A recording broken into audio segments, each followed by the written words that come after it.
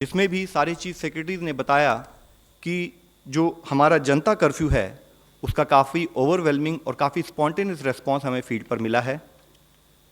उस मीटिंग में एक डिटेल्ड चर्चा इस विषय पर भी हुई कि पिछले कुछ दिनों से काफ़ी नंबर ऑफ केसेस में काफ़ी बढ़ोतरी हुई है, काफ़ी केसेस आए हैं। उस समय पे सेंट्रल गवर्नमेंट की तरफ से, कैबिनेट सेक्रेटरी साहब की तरफ से स्टेट्स को ये भी बताया गया कि आज ज़रूरी है कि हम रिक्वायर्ड अर्जेंट और इफेक्टिव इंटरवेंशंस जिस भी लेवल पर हमें बढ़ाने पड़े लें, बट हमें किसी भी तरह से इस बीमारी का बढ़ाव को रोकना है, चेन ऑफ ट्रांसमिशन को रोकना है। और उसके तहत कुछ निर्णय लिए गए जिसके बारे में मैं आप लोगों को बताना चाहूँगा।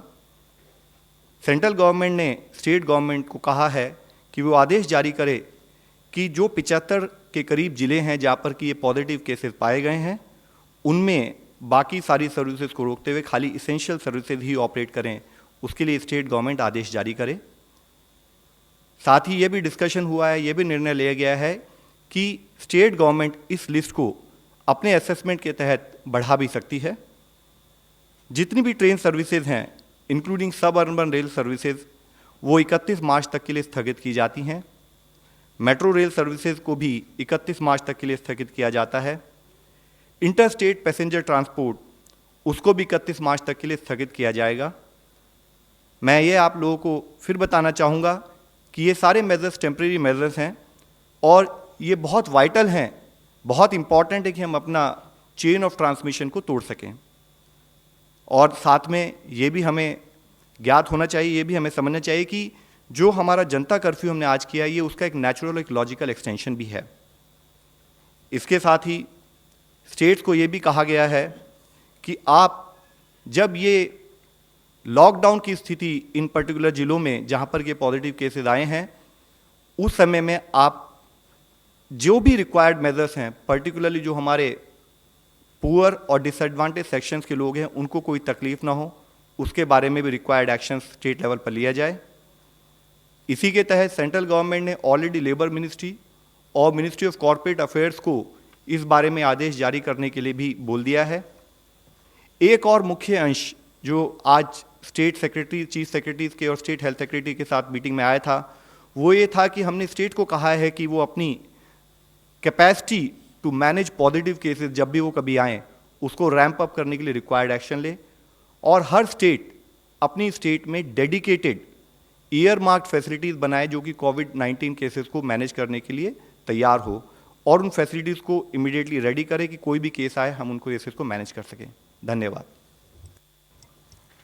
बोलना चाहिए सर, एक क्वेश्चन।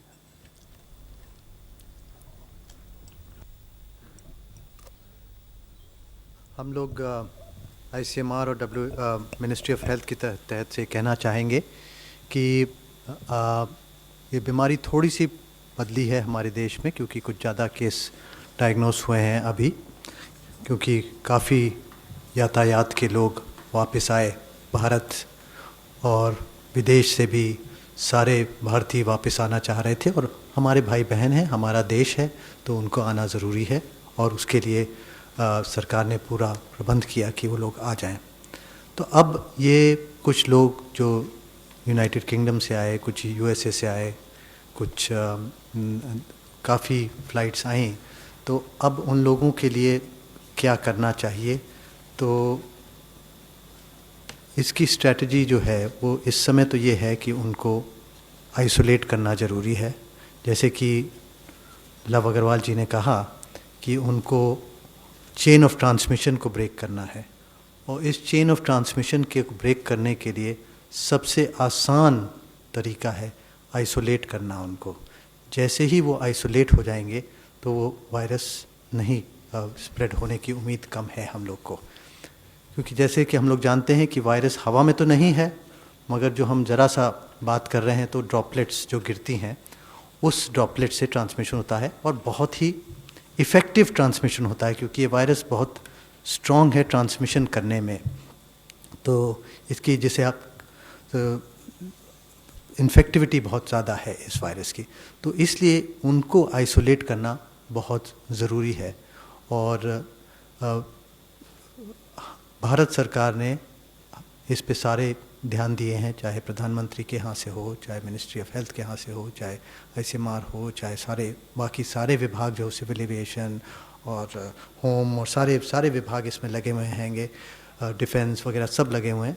और कैबिनेट सेक्रेटरी इसकी मीटिंग रोज़ सुबह शाम के कम से कम कई महीनों से, कई हफ्तों से ले रहे हैं इसके बारे में। और अभी तक जो भारत की स्ट्रैटेजी रही है वो अच्छी रही है और हम लोग अच्छे रहे हैं और बहुत ज़्यादा मौतें भी नहीं हुई हैं, बहुत कम मतलब ये मौतें हुई हैं इसकी वजह से।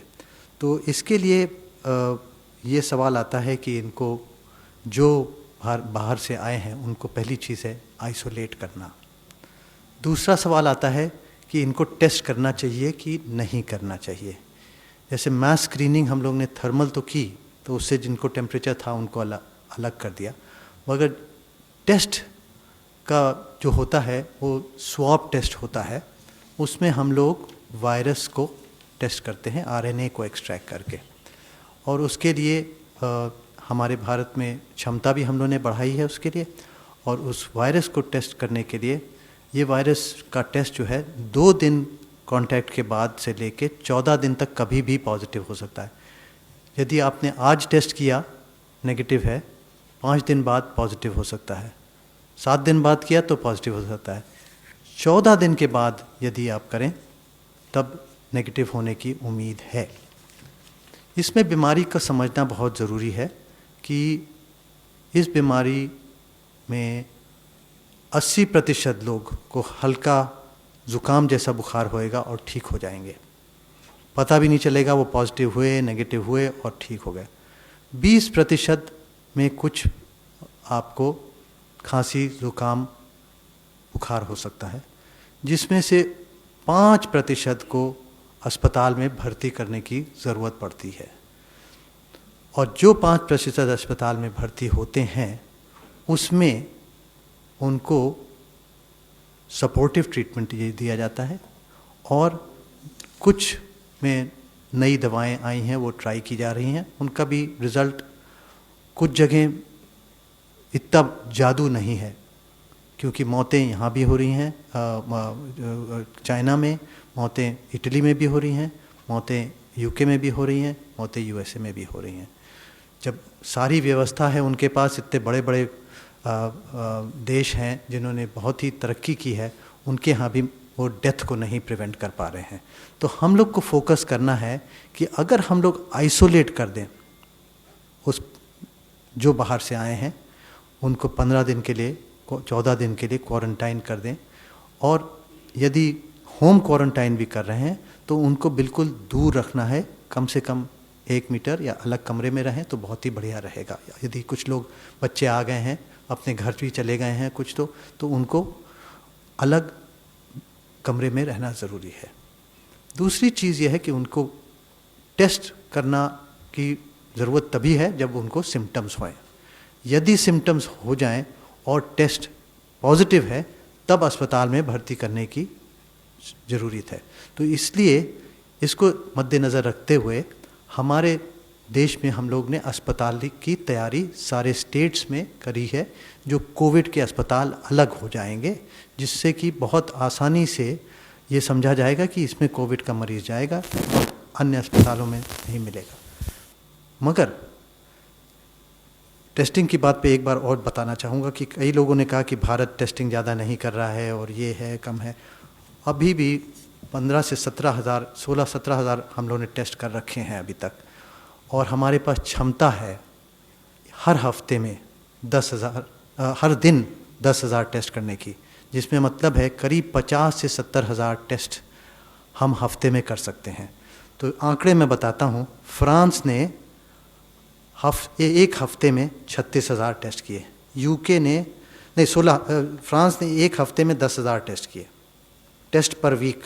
फ्रांस 10,000, UK 16,000, USA 26,000, जर्मनी 42,000, इटली 52,000 और साउथ कोरिया में 80,000 टेस्ट हर हफ्ते किए गए हैं। भारत में इस समय जैसे कि हम लोग के पास पहले एक NIV की लैब थी, अब हम लोग ने 111 लैब कर दी हैं गवर्नमेंट की, प्राइवेट लैब के लिए भी सबके लिए स्ट्रिक्ट क्राइटेरिया के हिसाब से कर दिया है कि वो लोग करते हैं।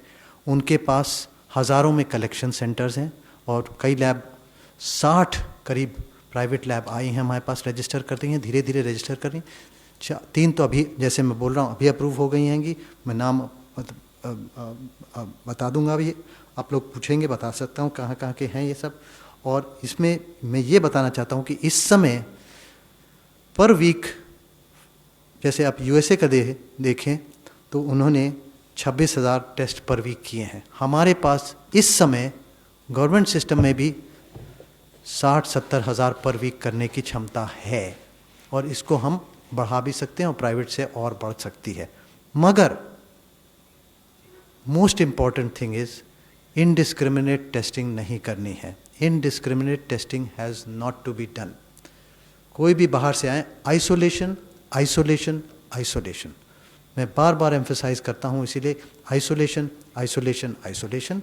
और इसमें अब लोग भाग रहे हैं टेस्ट करा लें, रिएजेंट आ जाएं और इसके लिए ठीक। तो इसलिए हम ये इंश्योर करते हैं कि टेस्टिंग जितनी कम होए, जब तक सिम्टम ना हो तब तक टेस्टिंग ना करें, ये ज़रूरी है। और आइसोलेशन करना ज़रूरी है।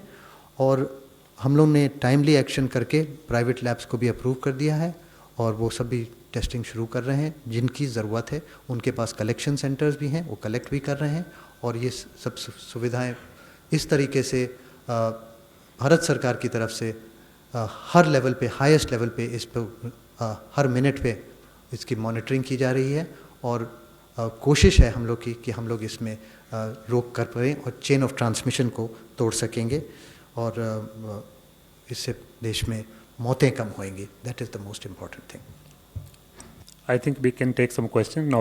Number 10. My question is to Dr. Bhargav. Sir, you said we are capable of testing 50,000 samples a week. How many have we tested so far, or what is our testing average per week? My second question is just a clarification. You said 75 cities would go under a lockdown kind of thing. Could a list of those 75 cities be provided to us?